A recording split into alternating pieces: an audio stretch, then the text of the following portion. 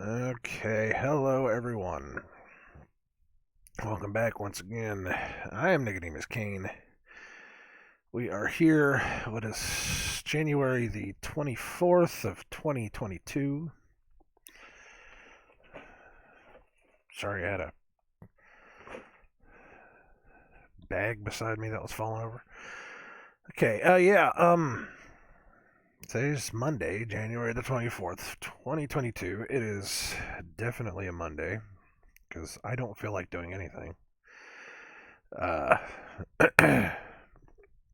had a decent weekend. Had a pretty relaxing, decent weekend, and now I don't want to go to work, but, we do what we got to do. Today, we're going to read Psalm 95.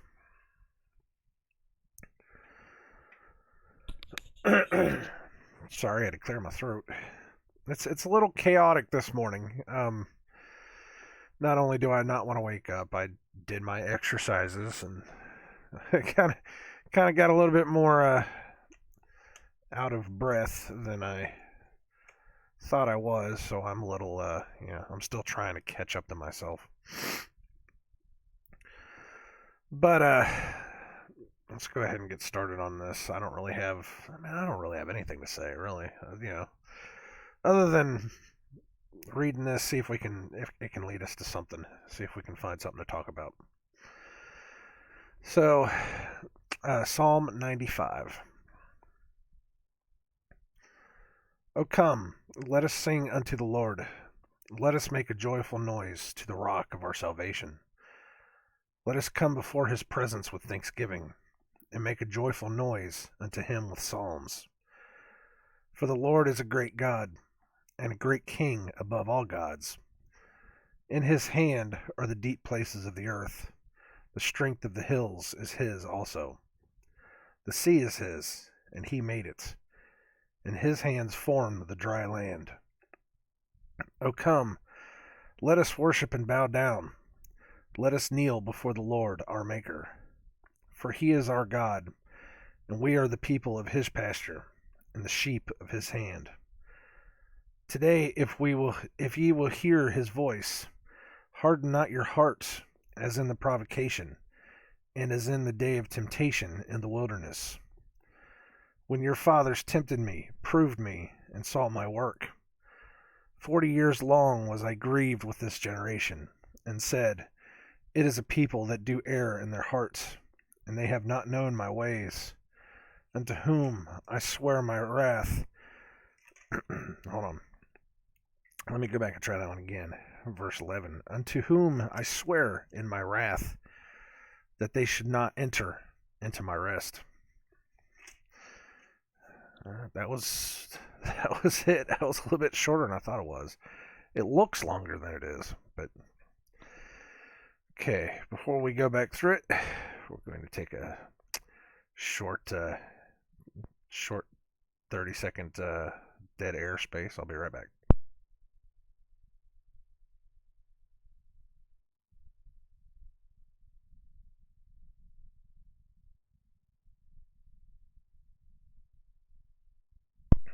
I'm starting to see more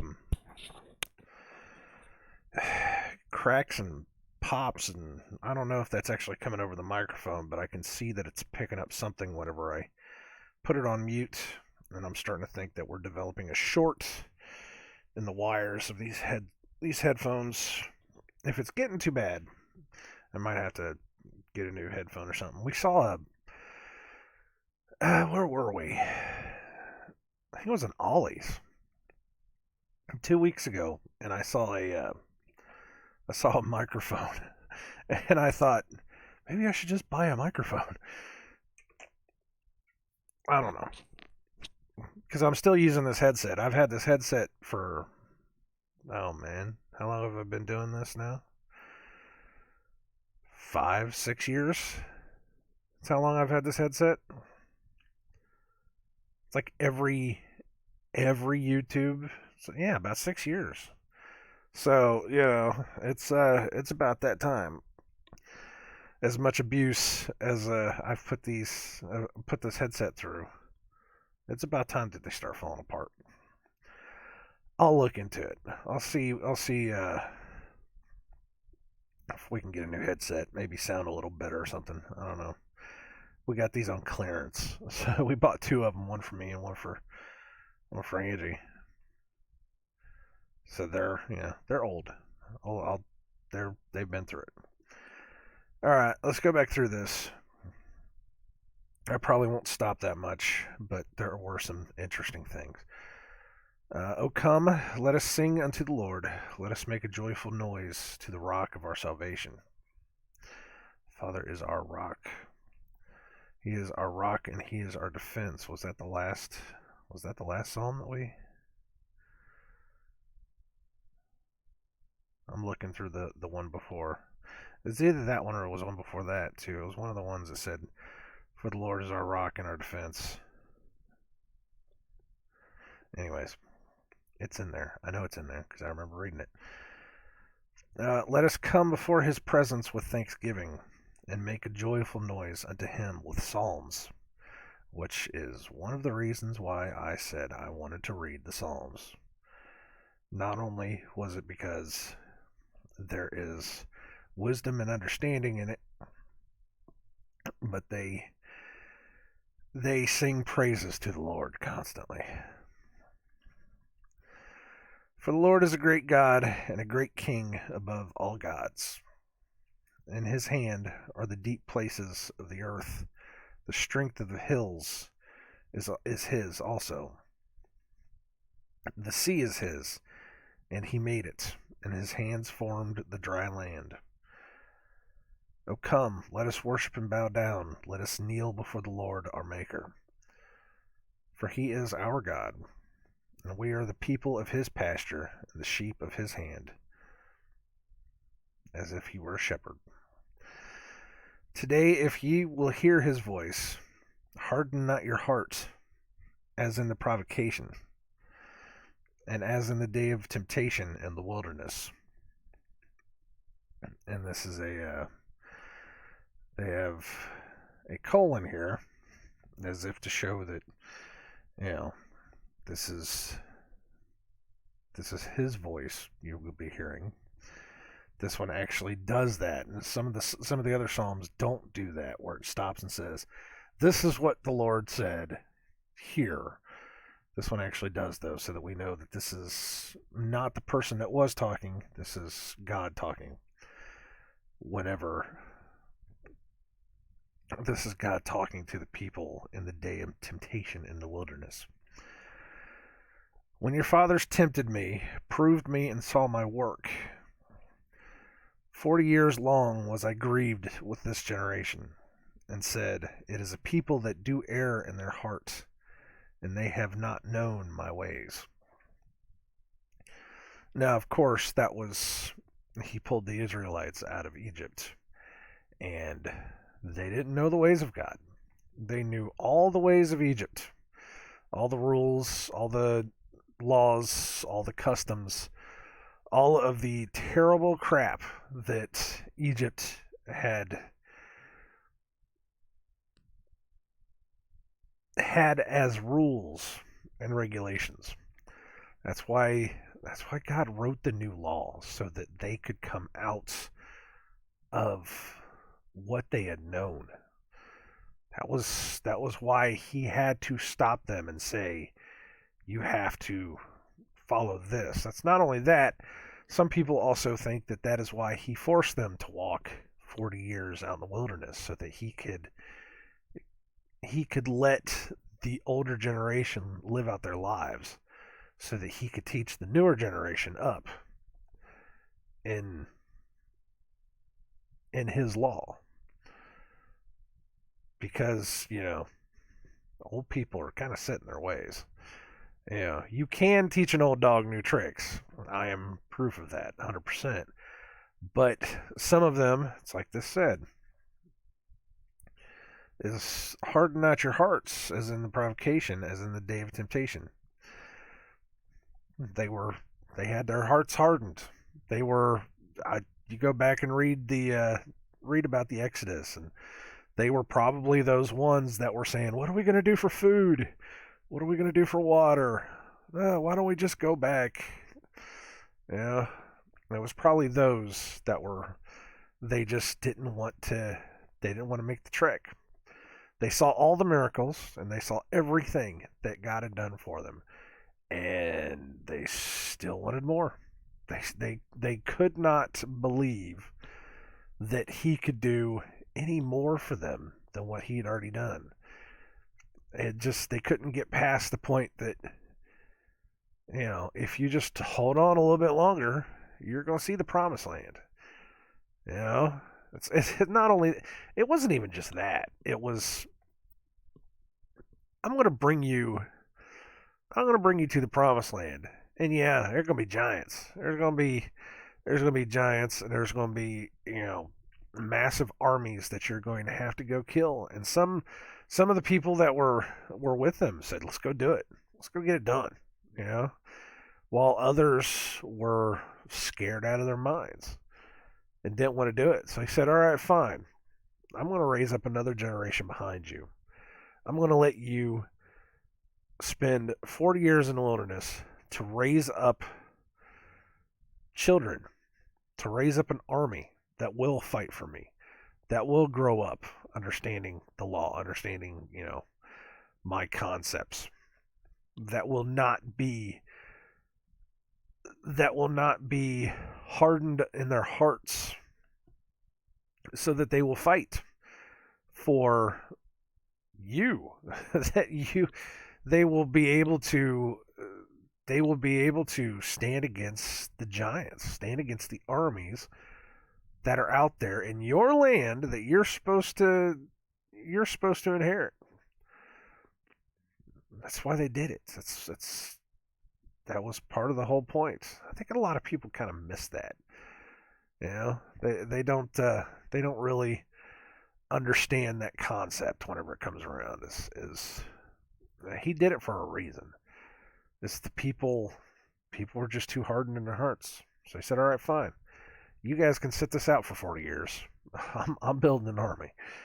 And that's what he did. That's more than likely how the Israelites were able to, if you get 40 years to prepare and plan, and especially if you're out in the wilderness where you're having to, just struggle and fight to survive. That's building strong people. That's building an army. Think about that for a second, man. Those people were not soft. By the end of it, whenever he said, "All right, fine, 40 years is up. Let's bring everybody in, and let's go kill Og of Bashan, who's, according to some books, could be almost a mile high." Said, let's go ahead and do this. Some people are going to hear that and be like, "Oh, a mile high? What the heck?" Yeah. Depending on who you listen to, that some of the stories say that Og was a mile high. Some of them say he was only 15 feet high. So, you take it one way or the other. There's something going on there either way. This was a big boy, and the Bible constantly talks about the battle that was won against Og and Bashan. We don't talk about Goliath nearly as much as we talk about Og. And we barely even talk about Og now. Nobody wants to talk about Og. He was the guy. He was the big boy that everybody wanted to take down, and the Israelites just came and walked right over him. So there's something there. We could talk about him in a little bit. Let's finish this though. 40 years long was I grieved with this generation, and said, "It is a people that do err in their hearts, and have not known my ways." Again, that's not knowing God's ways, what he wants. It's only knowing what Egypt had taught them. To whom I swear in my wrath that they should not enter into my rest. And that is exactly what we were just talking about, where he had said, "Okay, fine, I'm going to take you out for 40 years, and it's gonna get to the point to where it's survival of the fittest. Is those that are fit enough to be able to fight, they're going to survive. Those that are not fit, you are going to die off because you just choose not to believe. I will give you the means, the power, and the ends to be able to fight giants. But if you don't want to believe, then I can't help you. That's exactly what that says. Okay. So, I mean, not to talk about Og. I don't know if I want to talk about Og or not.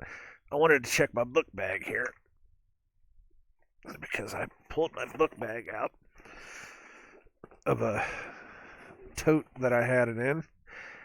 And one of the things that I flipped inside of my book bag before we moved is my copy of the Book of Jasher. This is a phone book. This is one I got off of Amazon, and it is just a big monster of a phone book. There is no publication on it at all, other than it says that it was printed in the USA. There's nothing on it.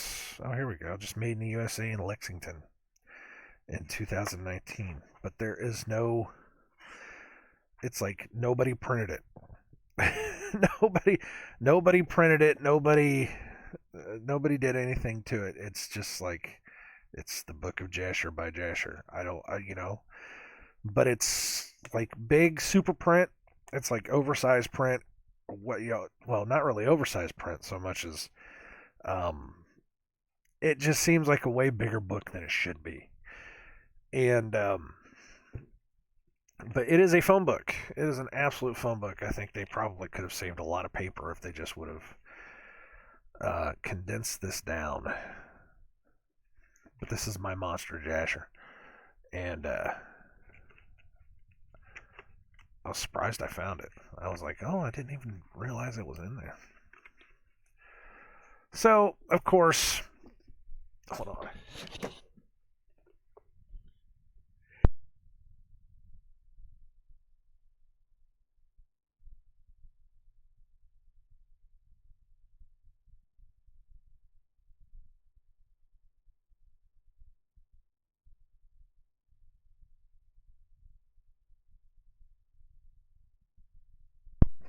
Sorry about that one. Man, that was a sneeze. Came out of nowhere. Probably because I'm down here messing with the stuff that's been buried for a couple months and there's dust all over it. Sorry about that. So of course, like every other book that I have, I've got little post-it notes all over the place on this. Let me see if I can find where it talks about the evils of Sodom. See, I got a couple of them in here. There's one about Adam and Eve. A first flood. Because it talks about... Jasher talks about two floods. One where he caused it to flood and it killed 2/3 of the world. And then the second one where he said, okay, fine, I'm gonna take it all out this time. I need to go back through Jasher because there's stuff that I'm sure I'm gonna find again this time that I didn't see the first time. Because that's how learning works, is that you don't see it the first time, that you go over a second time. But this is such a big book. There's so much in here. It's almost like reading the Bible within itself. There's so much in here. Judges and rulers taking daughters, the melding of spirits. Huh. Have to go back through that one.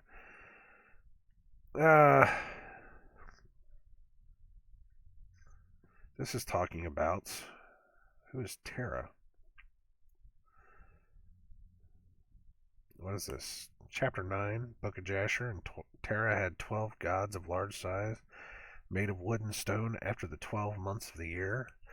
Sounds like a zodiac to me. Just saying. Which harkens back to Enoch, what was it, 80? Where it says that they shall err about the natural order of the stars, and they will confuse them with gods. The evils of Sodom and Gomorrah, which I've talked about this. Not many places will actually talk about. I mean, there's no real descriptions of Sodom and Gomorrah, just that they were pretty bad places. The fact that, we get the word sodomy from Sodom. Okay, that's fine. I don't think that God smote the whole both cities down just because they were, coming in the back door, man. But this is the one where they talk about, and in their land they had a very extensive valley, about a half a day's walk, and in it there were fountains of water and a great deal of herbage surrounding the water. Here's the fun stuff. And all the people of Sodom and Gomorrah went there 4 times in the year with their wives and children and all belonging to them, and they rejoiced there with timbrels and dances, kind of like a Burning Man. And in the time of rejoicing they would all rise and lay hold of their neighbors' wives, and some the virgin daughters of their neighbors. And they enjoyed them, and each man saw his wife and daughter in the hands of his neighbor, and did not say a word. And they did so from morning to night, and they afterwards returned home, each man to his house, and each woman to her tent, so they always did 4 times in the year. Very similar to the 2 solstices and the 2 equinoxes. Very similar. When you put it together with other pagan rituals, who also celebrate the same way, with dancing and singing and fertility and all the other kind of stuff, you can put 2 and 2 together, and you can make sense of what that means. And a lot of people say the Book of Jasher isn't real. Well, that's fine, or that it's not something you're supposed to read. Well, that's fine. You can do that. But again, this book is smarter than you are. This book knows things that you don't.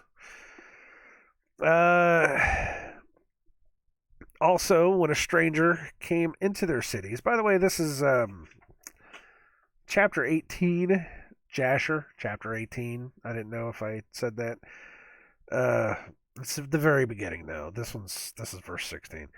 Also, when a stranger came into their cities and brought goods which he had purchased with a view to dispose of there, as if to sell, the people of these cities would assemble, men, women, and children, young and old, because they have to corrupt the children too, and go to the man and take his goods by force, giving a little to each man, until there was an end to all the goods of the owner which he had brought unto the lands. And if the owner of the goods quarreled with them, saying, What is this work which you have done to me? Then they would approach him one by one, and each would show him the little which he took, and taunt him, saying, I only took that little which thou didst give me. And when he heard this from them all, he would arise and go from them in sorrow and bitterness. When they would all arise and go after him and drive him out of the city with great noise and tumult. Now you may think, well, this isn't so bad. This isn't that bad. Yeah. It's just the entire city, man, woman, child.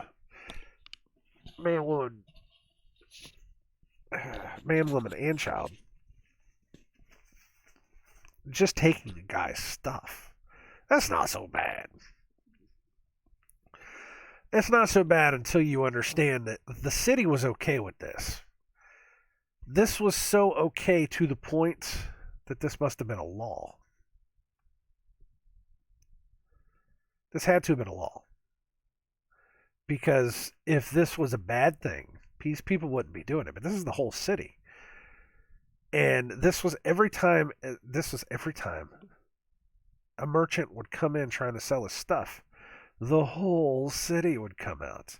Children, too, take all of his stuff, and then they would hold it in his face and say, "Ha ha, look what we did." What? I mean, it's crazy talk, man. It's crazy talk. But that's the kind of stuff that we're talking about. That's absolutely the kind of stuff we're talking about. Why do I not have a... See, I'm missing my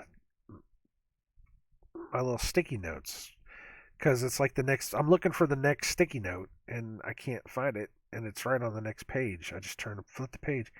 I need to go back through this. I need to go back through this book, reread this book, so that I can find all this stuff. How am I doing on time? I'm doing all right. Still only doing 9 hours a day. I cut out the 10-hour a day stuff because actually just that 1 hour changes your whole life. Just getting that 1 hour of sleep back, change your whole life. This is chapter 19. Here's some more fun about Sodom and Gomorrah. You ready for it? And by desire of their four judges, the people of Sodom and Gomorrah had beds erected in the streets of the cities.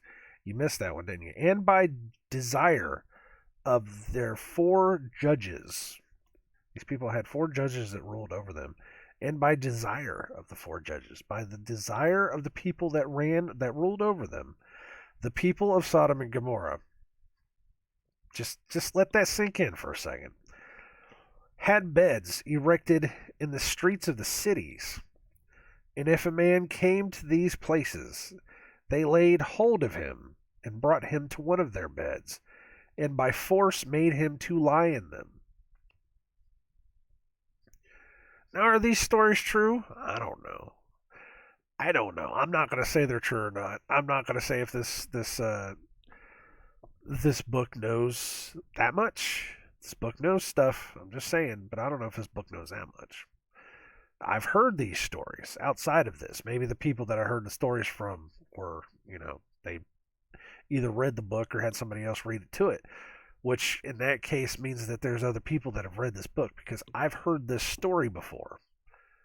Let's continue on so you can hear the rest of it. Chapter 19, verse 4.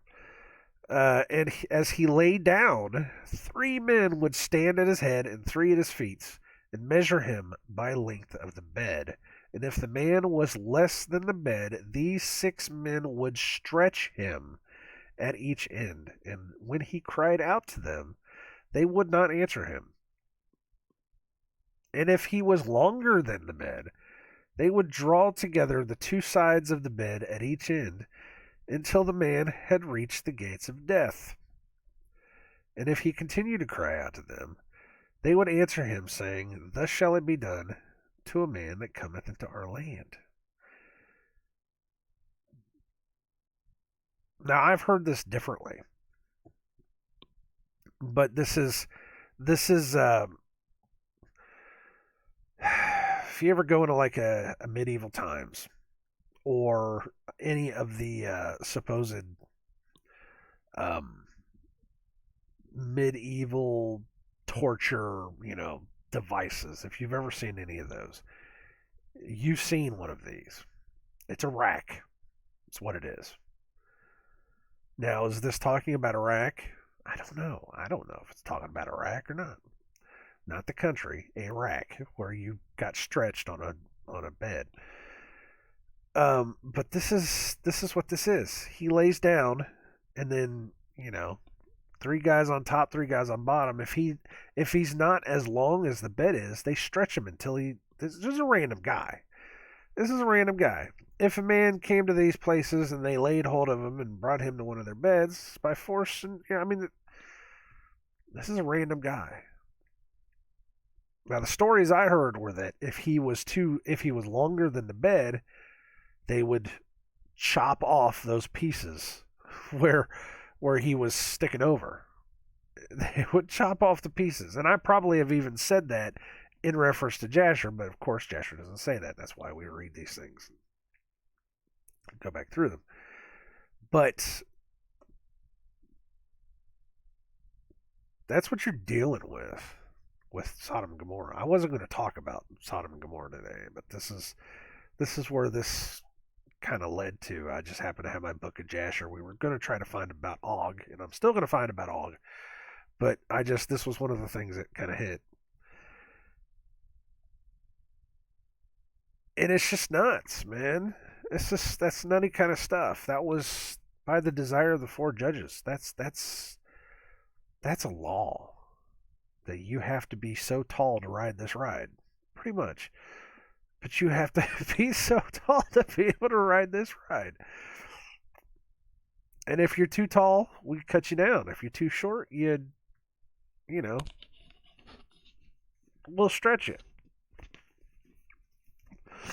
You know what that is? That is, no, it's not vanity. That is a physical,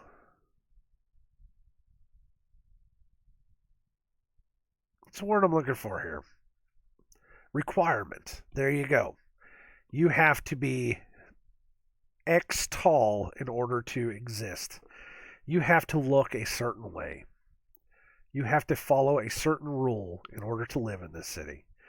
And it says somewhere else in this book, too, that I did not highlight. But it says that the people, even though it was that bad, the people still wanted to live there because that's where everybody lived. Because they wanted to be there. And I've even said, no matter how bad the cities were, people wanted to be there. They wanted to live there. It's not like, oh, did you hear about Sodom and Gomorrah? That place is crazy. Don't ever go there. It's a den of sin. It's like Vegas. It's like it's the worst place in the world. Why would you want to go into the heart of Babylon? Well, man, it's because they got these lights, and you can win all this money. Yeah, but it's still Vegas. What? It's like New York City. Why would you want to go to New York City? New York City is a cesspool. Well, man, you can get to go see such and such of all this and all that, and I was like, yeah, but I really don't need to go see giant statues of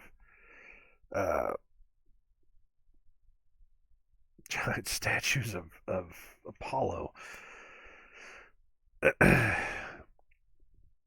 But that's what it was. No matter how bad these cities were, people would live there because they can. Come out of Babylon. Just come on out of Babylon. Don't live in places like this. You don't have to. There's better places in the world, trust me. There's another one. This is verse 8, 19:8.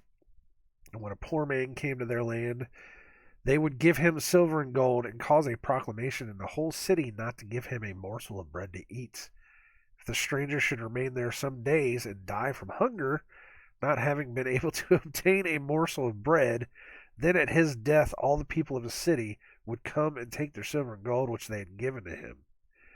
And those that could recognize the silver and gold which they had given him took it back, and at his death they also stripped him of his garments, and they would fight about them, and he that prevailed over his neighbor took them. I'm going to take some dead air, and I'm going to let you think about what that just said.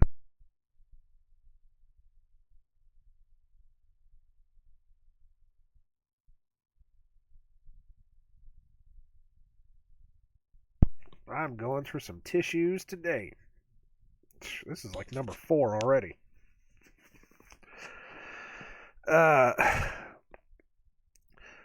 So when when a merchant would come into town, they'd steal all his stuff, and then they'd taunt it in his face, saying, "Ha, we stole your stuff." And then he would leave a poor man. When a poor man would come in, they'd give him all the silver and gold that he could require. But then they wouldn't sell him anything. These were laws, man. Come on now. But then they wouldn't sell him anything. And then whenever he died of starvation, they'd take all of their money back. And then they'd go ahead and strip him the rest of the way down. These people did this. These were laws. This was how bad it was.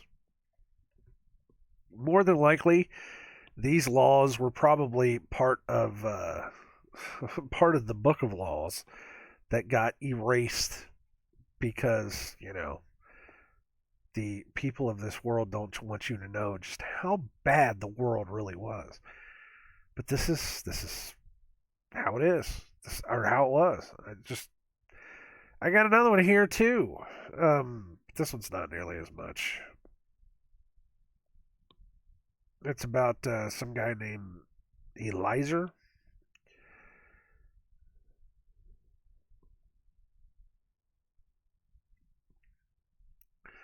And Eliezer, this is still chapter 19. This is verse 16. And Eliezer strove with the man of Sodom on account of the poor man. And when Eliezer approached to recover the poor man's clothes from the man of Sodom, he hastened and with a stone smote Eliezer on the forehead. And the blood flowed copiously, that's a big word, from Eliezer's forehead. And when the man saw the blood, he caught hold of Eliezer, saying, Give me my hire for having rid thee of this bad blood that was in thy forehead, for such is the custom and the law of our land. You are going to stand up for someone else. You're going to stand in the way of a thief.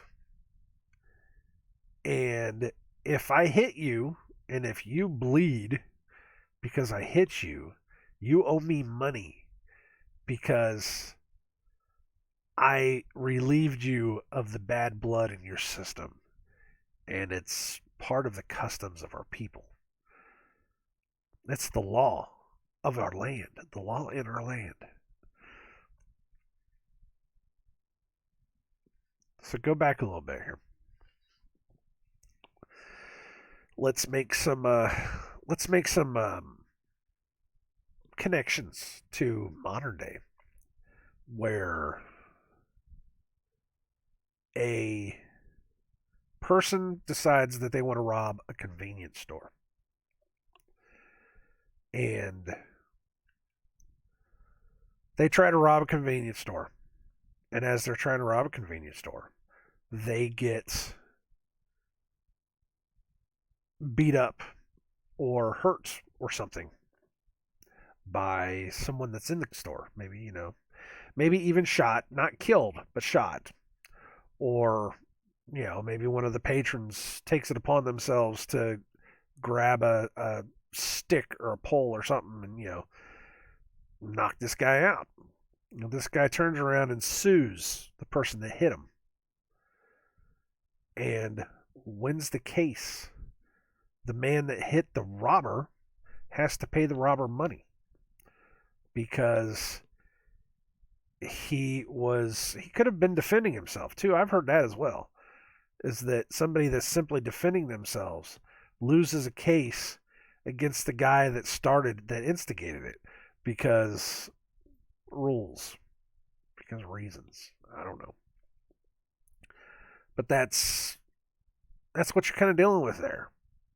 It's the law of the land that the person that's doing the bad thing gets rewarded for doing an even worse thing.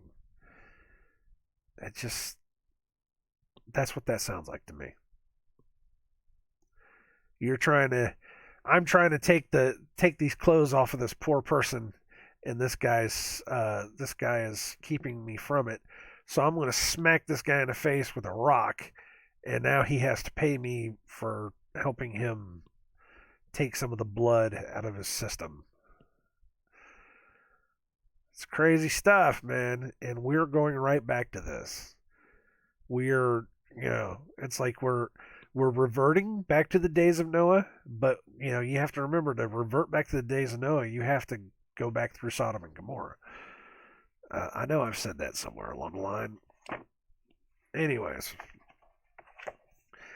what is this? Oh, fortune-telling devices. Yeah, that's some interesting stuff. Here's some Nephilim stuff.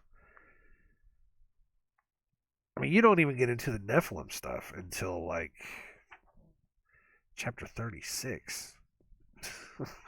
Well, I don't even know if this was.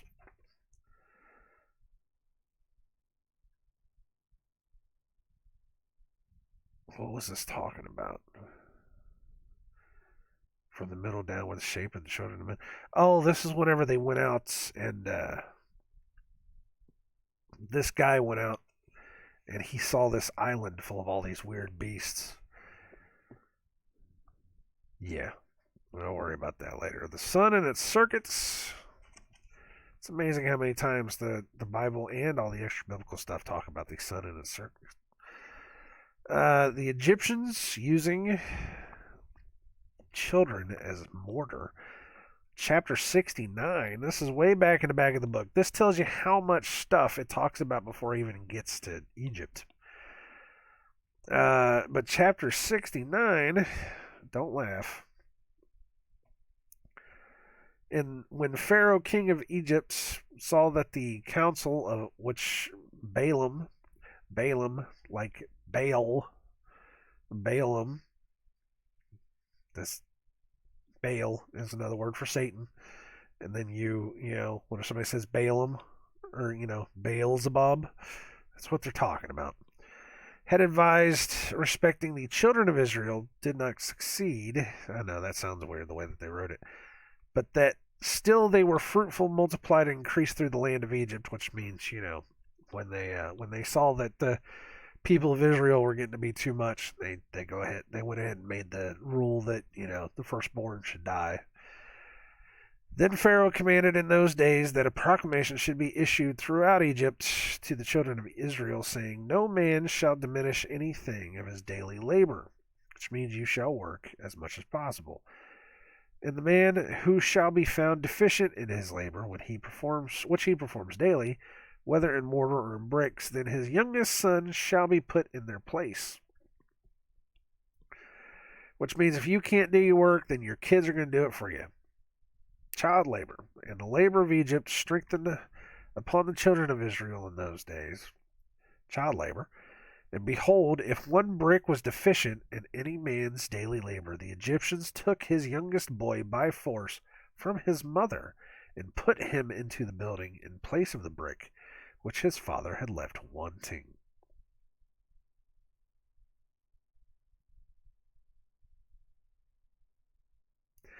Do I need to go back over that one? Jasher tells you that they were using children as mortar, as bricks. If one man couldn't, not only did they have child labor, but they pretty much said, if you're going to keep being, if you're not going to pull your weight, then we're going to take your kid and literally put them inside of a building as bricks. It's insane. Is it true? I don't know. I'm not going to get into that kind of stuff. All right, one more little dead air thing so I can get rid of this. Hopefully this will finish this up. My nose.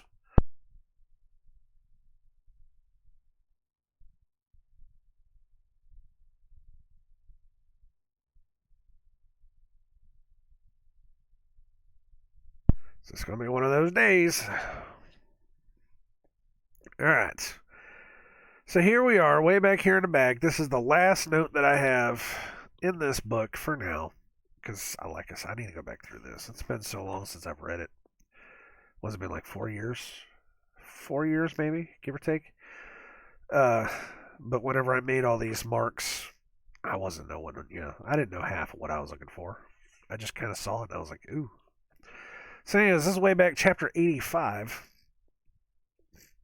Now I have a whistle in my nose. That's awesome.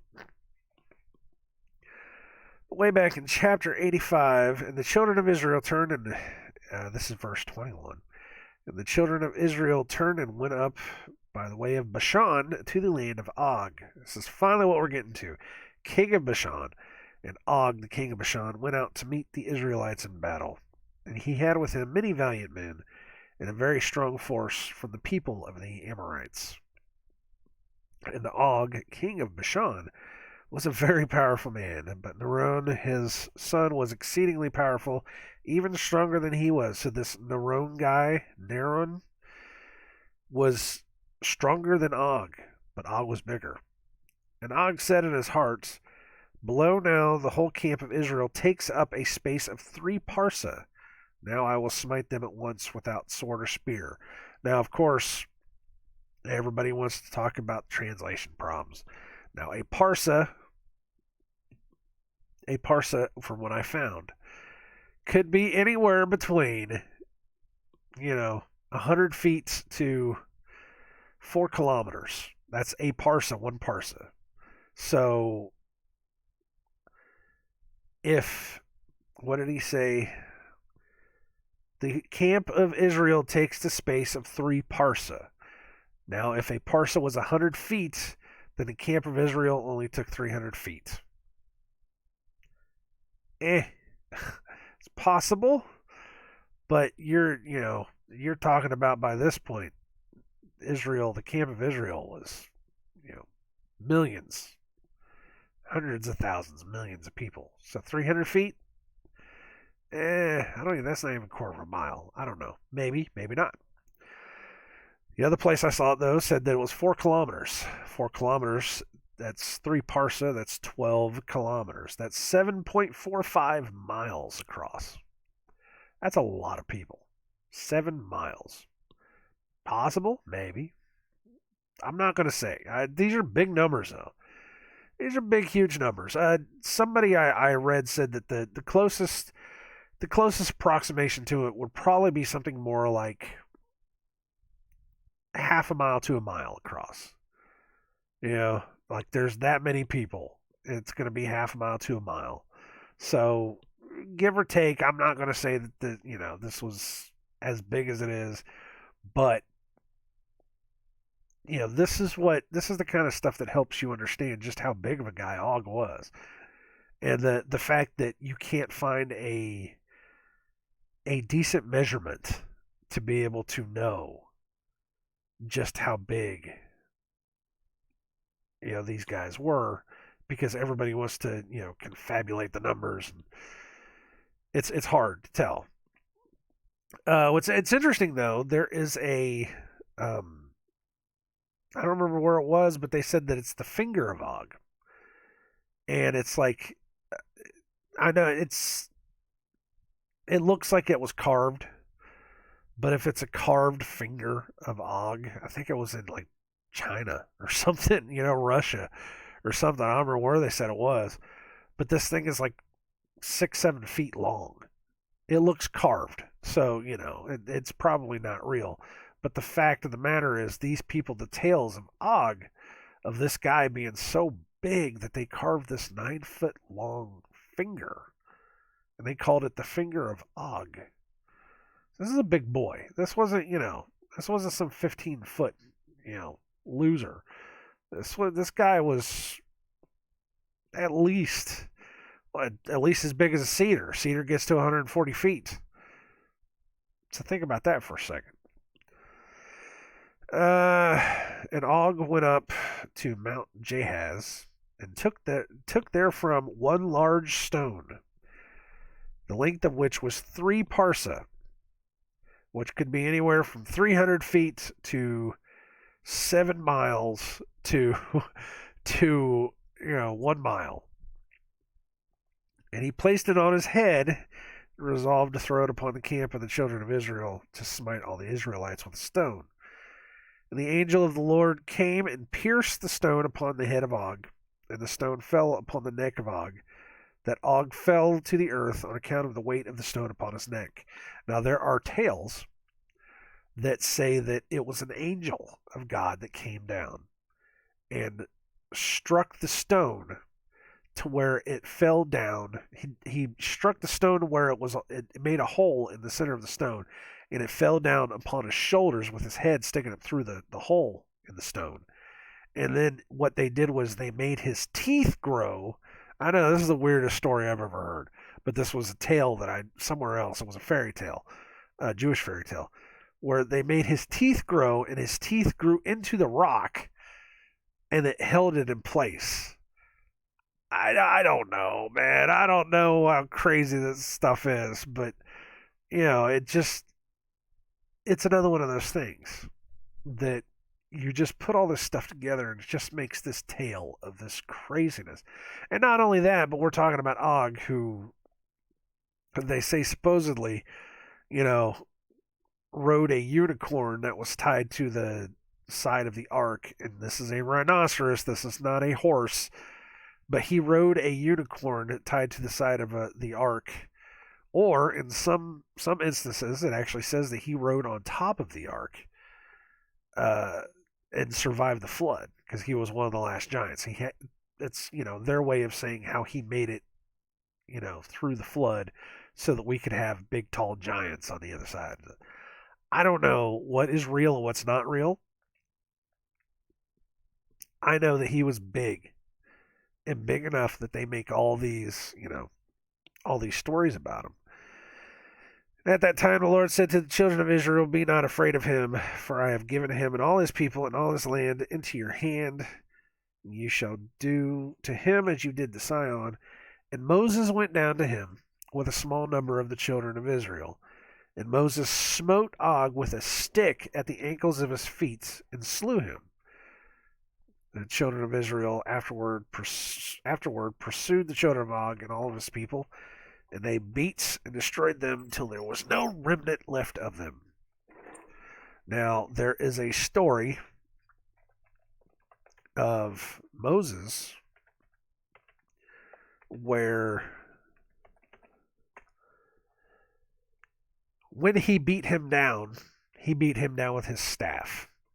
The story that comes with that, though, is that staff that he got was, they said it was a part of the tree of life. Like this staff was big stuff, This is the staff that he threw down and it turned into a snake and ate the other two snakes. This is the staff that whenever he struck the rock in the wilderness to get water, that the staff was a tree of life. It wasn't from a holly tree that the magicians use. It was a pure staff, the tree of life. Some people say it was a staff. Other people say it was a sword. Some people say that the staff was broken and the handle was turned into a sword. The sword that eventually became the sword that David got from Goliath.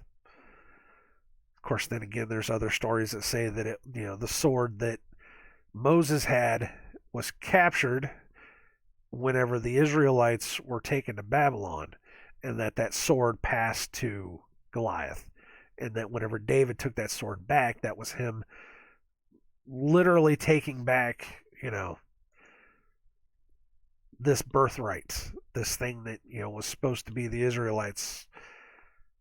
It's like it flows into that tale of Excalibur, King Arthur, that kind of thing, where it's this, he who holds the sword is the king of the world. It's that tale. It's that retelling. That's what it is. Not that Moses was a retelling of Arthur. It was Arthur was a retelling of this story. I don't know. It also flows into the whole why they use the branches of trees as wands. It's because Moses was the first, because his came from the tree of life, not from a holly tree. It came from a tree of life. So I don't know. I don't know what to believe there. If you want to go with it or not. Oh, I got the spam email. That's nice. Yeah, I'm gonna fish that out of here. Yeah, on Friday they were saying there was an email going around, and something about a missing puppy. I was like, yeah, no, I'm not touching that. It ain't gonna happen. All right, so, but yeah, Og being a big boy, there's so many different legends and tales of Og, and of course, I have said before that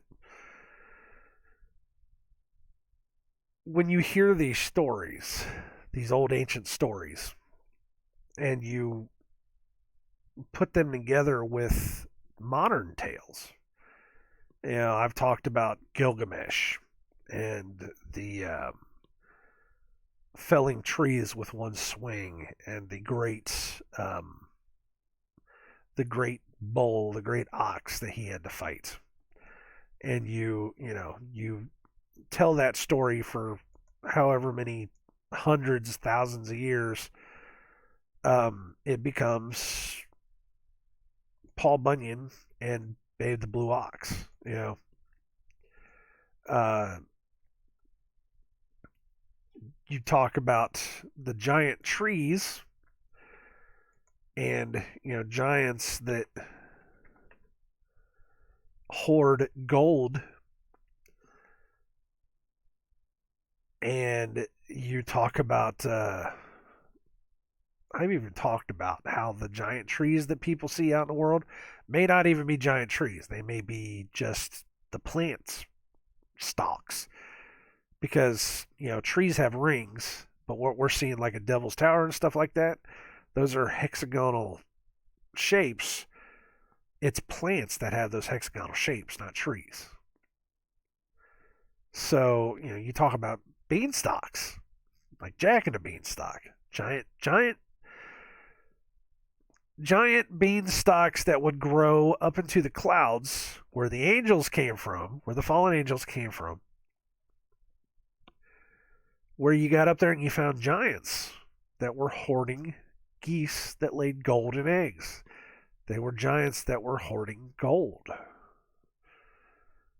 You hear these things, and the fact that the giant from the Jack and the Beanstalk thing, he was cannibal. Fee fi fo fum, I smell the blood of an Englishman. These are tales that have been told for thousands of years. It's just that you never learned where they originally came from, what these originally were. And that's what these were. They were tales of giants, ancient giants.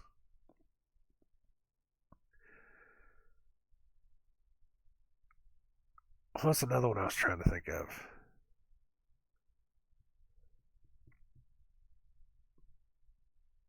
There was something else. Oh, you talk about the Golden Fleece. What was that? Jason and the Argonauts or Hercules? I don't remember. It's been so long since I've been through that kind of stuff. But the tale of whoever it was that went after the Golden Fleece that came off of a lamb. That he went. I think it was Jason and the Argonauts. I think that's what it was. I could be wrong. But that could very well be the tale of the first lamb that was slaughtered for Adam and Eve so that they could have clothes to wear. Now that was one of those that blew my mind. I was like, oh, that could very well be a thing. I didn't even realize that was. So this kind of stuff is out there. This kind of stuff is out there, and you just kind of put those puzzle pieces together, and it makes sense, But Og, you don't even need half of these tales to talk about Og, because the Bible itself talks about Og like almost all the time. Even into the New Testament, they're still talking about Og of Bashan. And you're just like, there's something there I should be paying attention to, but nobody ever pays attention to it.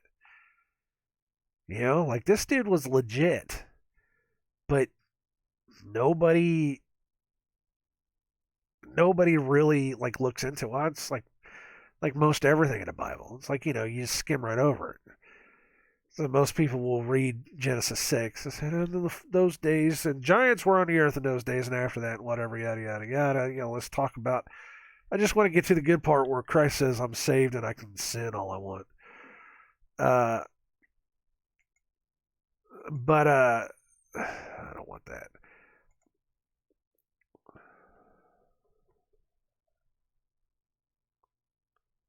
Okay. But my supervisor's talking to me. But you don't need all those tails because Og was a big boy. He was something that we should be paying attention to. Even if he meant absolutely nothing in the grand scheme of things, God kind of goes out of his way to say, Og of Bashan was something you should look at. Og of Bashan was something you should look at. You know, but most people don't. Most people don't care. They just don't. They just kind of roll right over it. But his name is all over the Bible. All over the Bible. Why? That's for you to find out. It's for you to find out, for you to study. Go Google some of those tales. Og of Bashan. So Google some of those tales, some of those weird, crazy tales, man. You don't have to believe them if you don't want to, and you can consider them to be fairy tales if you want to. But read through some of those. Read through the tale of Gilgamesh. Read through. Reread the tale of Paul Bunyan. And what was the other guy's name? I almost want to say John Henry. Not John Henry. What was his name? What was the one that said that he could chop trees down faster than a locomotive? I can't remember his name. Old tale. It's been a while since I've heard it. But things like that. Put those together with what you've heard before, and kind of there's connections there. And that was part of how I was able to discern a lot of things at the very beginning. It's because I was being led to look into these stories of these giants. Because for me personally, I was saying, these giants can't be real. This stuff can't be real. It sounds ridiculous. Surely these giants weren't nearly as tall as they say they were and all this. And they don't have to be that tall. It helps to understand how tall they were, but they don't have to be that tall. It's that they were constantly talked about. There's something there. Everything points to us taking a look at the giants and why they were there. And there's a reason. I have not figured out what the reason is yet, other than to say that this world is, there's something way bigger and way deeper going on than we could ever even remotely possibly understand. And that's one way to help us figure it out. If any of that makes any sense. So it's time for me to go to work. I'm going to stop. It's been a while since I've talked about that giant stuff. It's been a while since I've studied it. There's a lot of it that I've forgotten. There is a video. I know I have a video of this stuff. Somewhere along the line, I wrote this stuff down. Or not wrote this stuff down. I talked about it. I probably wrote it down and then talked about it. But I've talked about this stuff before. I'm probably just repeating myself. But there's other people on YouTube that I have found that have talked about this. They've talked about the measurements. They've talked about, how big these guys were, how big the giants were. Somebody had to chop down all these trees. Gotta think about that for a second. And the world is not so small that these guys couldn't exist. Really. The world is not so small these guys couldn't exist. Especially back before the flood, whenever there was almost pure oxygen and everything we know was 4 times bigger than it is. So you can do the math. Well, 40 times bigger, because a dragonfly had a 4-foot wingspan. That's 40 times bigger. So if a dragonfly had a 4-foot wingspan and a dragonfly starts out at 4 inches, then if a man is 60 inches tall, then you multiply that by 40 and it's like, what is that, like 240 feet? Just about right. 240 feet, give or take. Say 240, 250, just say 200. Hell, 200 feet. 200, that's not that 200 feet. Those are rookie numbers. But yeah, that's the kind of size we're talking about here. These are the big boys. The Bible says that they were as big as the cedars. Cedars can get up to 140 feet tall. As big as we appeared as grasshoppers. Normal grasshopper is like 3 to 4 inches, 3 inches, give or take. Good sized grasshoppers, 3 inches. I know I've seen the tiny ones that are about an inch tall, but they were talking about the good sized 3-inch grasshoppers. We appeared to them as grasshoppers. Just use that scale of reference. They were the grasshoppers. You were the giants. Those dimensions are correct. Just saying, man, those dimensions are correct. I gotta get on at 7:01, so I gotta get going. You guys take care of yourselves. I love talking about this stuff, though. This is the eye-opening stuff. This is the eye-opening stuff that you're just like, wow. This is the stuff that really blew my mind whenever I started coming into the Bible, coming into the extra biblical stuff. It opens it up and it helps you understand a lot. It really does. So go look into that kind of stuff. Understand the stories that you're telling your kids.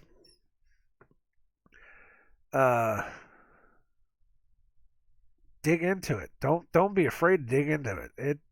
It gets awesome. It really does.